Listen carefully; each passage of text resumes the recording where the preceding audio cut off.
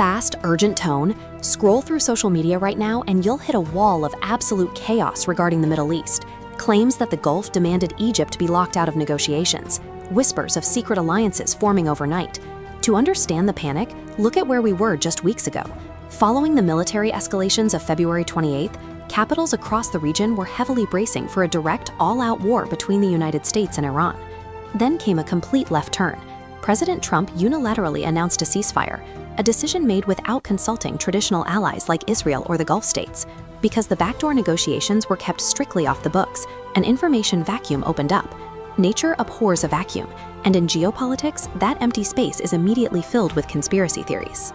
One of the loudest claims going viral was that Iran would start charging Gulf oil tankers a $2 million passage toll, and then split those profits 50-50 directly with the US government.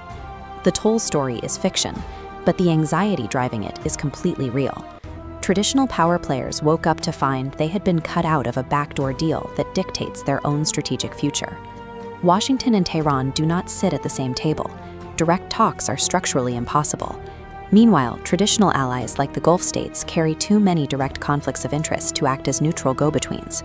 To break the deadlock, negotiators built a two-tier system.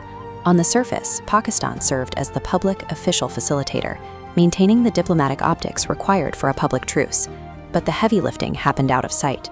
Egypt and Turkey operated as the invisible bridge, quietly navigating the deep ideological divide between American and Iranian demands, despite being initially sidelined by regional rivals. Cairo secured this lead position using the leverage and trust they built while moderating the recent, highly volatile Gaza negotiations.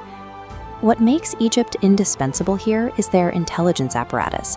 They possess a rare, pragmatic channel to maintain direct dialogue with the Iranian Revolutionary Guard Corps. This isn't speculation.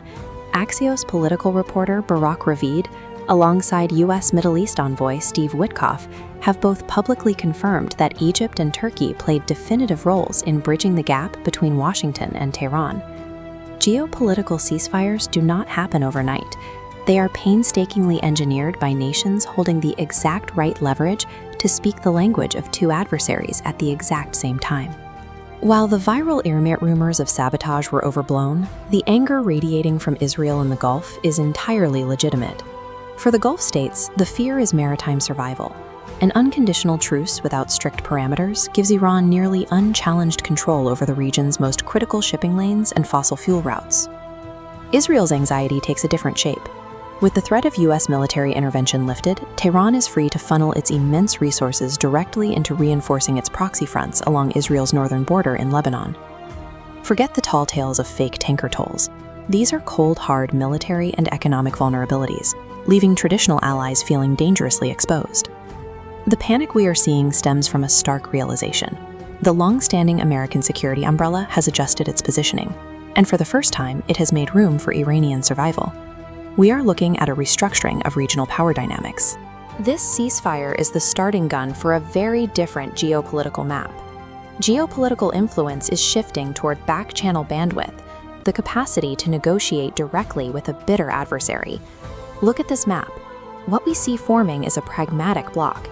Egypt, Turkey, and Pakistan have become the primary conduits for regional stability, joined by their shared mediation between Tehran and Washington. They secure this independence by maintaining functional relationships with Beijing and Moscow, all while remaining an indispensable diplomatic hub for Washington. This arrangement is highly fragile. Disgruntled players in the region possess immense lobbying power, and they will apply heavy, continuous pressure to fracture this agreement. The days of rigid, all-or-nothing ideological alliances are fading. In this environment, regional survival belongs strictly to the nations willing to keep their enemies on speed dial.